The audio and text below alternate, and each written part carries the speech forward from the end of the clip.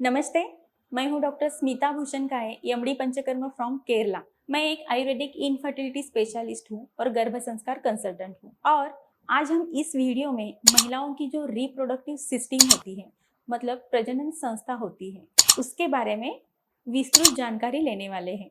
मेरे हाथ में आप एक स्पेसिमेन देख रहे हैं। एक्चुअली महिलाओं की जो प्रजनन संस्था है या रिप्रोडक्टिव सिस्टम है, ये दो हिस्सों में डिफरेंशिएट होती है। एक होता है एक्सटर्नल रिप्रोडक्टिव ऑर्गन्स और दूसरा होता है इंटरनल रिप्रोडक्टिव ऑर्गन्स।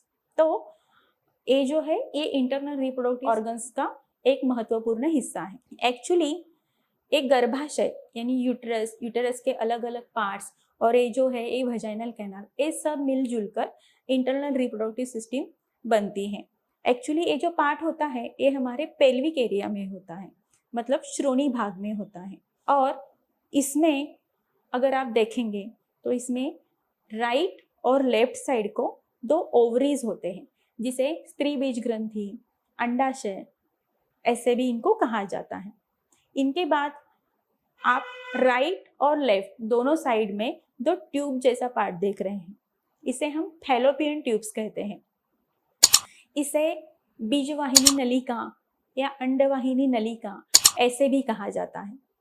फिर इसके बाद यहाँ पे जो एक ट्रायंगुलर शेप में आपको ये जो एरिया दिख रहा है, एक्चुअली ये होती है यूटेराइन कैविटी, मतलब गर्भाशय के अंदर का जो हिस्सा होता है इसे हम यूटेराइन कैविटी बोलते हैं। एक्चुअली ये जो पार्ट आपको दिख रहा है ये क्रॉस सेक्शन है यूट्रस का। अगर आपने एप्पल को जैसे हम सेंटर से कट करते हैं, सेंटर में कट करने के बाद वो दोनों दो इक्वल पार्ट में डिवाइड होता है, वैसे ही जब हम इस गर्भाशय को बीच में से क्रॉस सेक्शन लेते हैं तो उसके बाद वो जैसे दिखेगा वैसे ही सेम यहाँ पे आपको ये स्पेसिमेन में दिख रहा है। तो ये हो गया यूटेराइन कैविटी, ट्रायंगुलर शेप में जो दिख रहा है ये हो गया यूटेराइन कैविटी। इसके बाद यूटेराइन कैविटी के बाद यहाँ से यहाँ तक, मतलब ये जो सर्विक्स रहता है या जिसे हम गर्भाशय मुख बोलते हैं, ये जो भाग है यहाँ से यहाँ तक लेकर हम इसको सर्वाइकल कैनाल बोलते हैं या गर्भाशय ग्रीवा भी इसे बोलते हैं। फिर इसके बाद सर्विक्स से लेकर ये जो वजाइनल ओपनिंग होती है, मतलब बाहर से जो हमें वजाइना दिखता है, उस ओपनिंग से लेकर सर्विक्स का जो पार्ट होता है यहाँ से यहाँ तक का ये जो पार्ट होता है इसे हम योनि मार्ग बोलते हैं या वजाइनल कैनाल बोलते हैं। एक्चुअली ये ट्यूबुलर पार्ट होता है, ट्यूब जैसा पार्ट होने के कारण तो इसी वजह से इसको वजाइनल कैनाल भी बोलता है।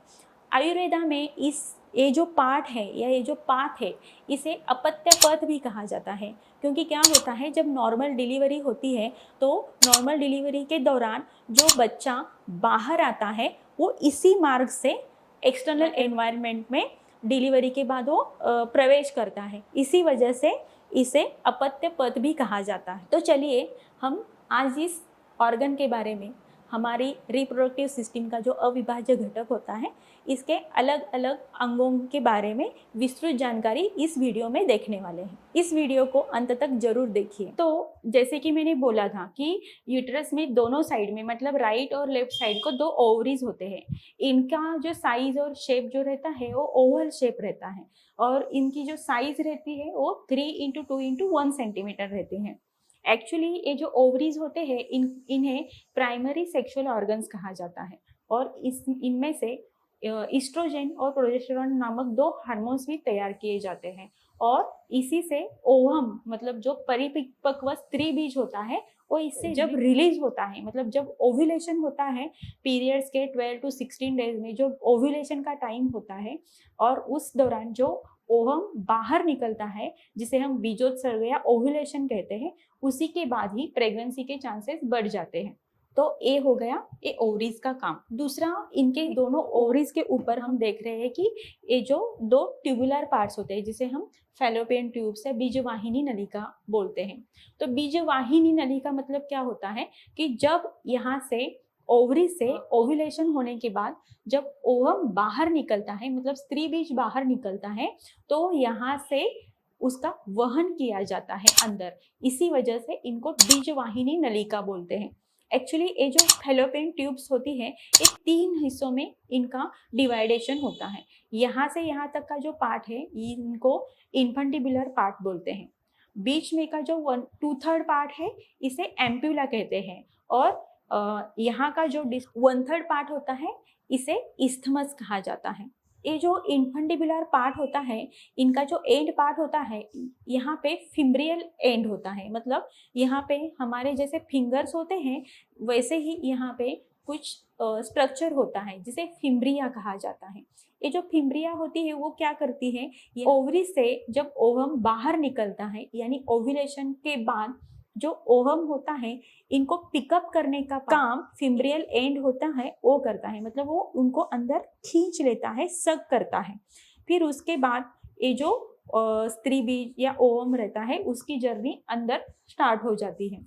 ओव्यूलेशन होने के बाद जब कोई डॉक्टर आपको चांस लेने के लिए बोलते हैं या प्रेगनेंसी के लिए ट्राई करने के लिए बोलते हैं, तो जो शुक्राणु यहाँ पे सर्वाइकल ओपनिंग पे जब वो वहाँ पे डिपॉजिट होते हैं तो वो स्विंग प्रोसेस से अंदर यहाँ मतलब ये बीजवाहिनी नलिका या फैलोपियन ट्यूब्स में वो एंटर करते हैं। फिर जब उनका और उस ओवम का फर्टिलाइजेशन होता है तभी वहाँ पे गर्भधारणा होती है। वो जो गर्भ तैयार होता है वो इस नलिका में ही तैयार होता है।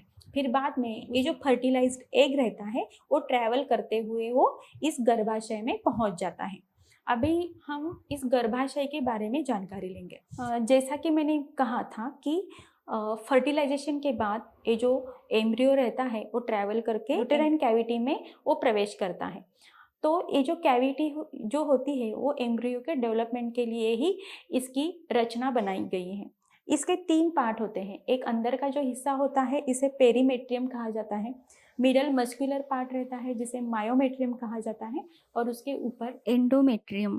ये जो गर्भाशय होता है ये फिर 3 हिस्सों में डिवाइड होता है। ऊपर का जो भाग होता है उसे फंडस बोलते हैं, बीच का जो भाग होता है उसे बॉडी कहते हैं, और जो निचला हिस्सा होता है उसे सर्विक्स बोलते हैं। सर्विक्स में भी 2 पार्ट होते हैं, एक होता है इंटरनल ऑस, दूसरा होता है एक्सटर्नल ऑस। फिर ये जो सर्विक्स होता है या गर्भाशय मुख होता है वो एक कैनाल में ओपन होता है जिसे वजाइनल कैनाल बोलते हैं। ये जो वजाइनल कैनाल होती है वो 7 से 10 सेंटीमीटर लॉन्ग होती है। इसी में स्पर्म का डिपोजिशन वहन होता है, और इसीलिए इसे मैथुन कक्ष भी कहा जाता है, क्योंकि मैथुन के दौरान यहीं पे स्पर्म का डिपोजिशन होता है, और इसी वजह से इसे कॉपुलेटरी चेंबर कहा जाता है। फिर ये जो वजाइनल कैनाल होती है वो बाहरी जननांगों के यहाँ पे जाके वो ओपन होती है जिसे हम वजाइना बोलते हैं। फिर ऐसे कुल मिलाकर हमारी इंटरनल रिप्रोडक्टिव सिस्टम का स्ट्रक्चर इस तरह से होता है। तो इन सारे अंगों से महिलाओं की इंटरनल रिप्रोडक्टिव ऑर्गन बनता है। नेक्स्ट वीडियो में हम महिलाओं के एक्सटर्नल रिप्रोडक्टिव ऑर्गन्स के बारे में विस्तृत जानकारी लेंगे। तब तक अगर ये वीडियो आपको अच्छा लगे तो इस वीडियो को जरूर लाइक कीजिए, इस इंफॉर्मेशन को बहुत सारी महिलाओं तक शेयर कीजिए ताकि उन्हें भी अपने शरीर की जानकारी हो सके, और साथ ही हमारा चैनल आयुभूषण सब्सक्राइब करना ना भूलें। धन्यवाद।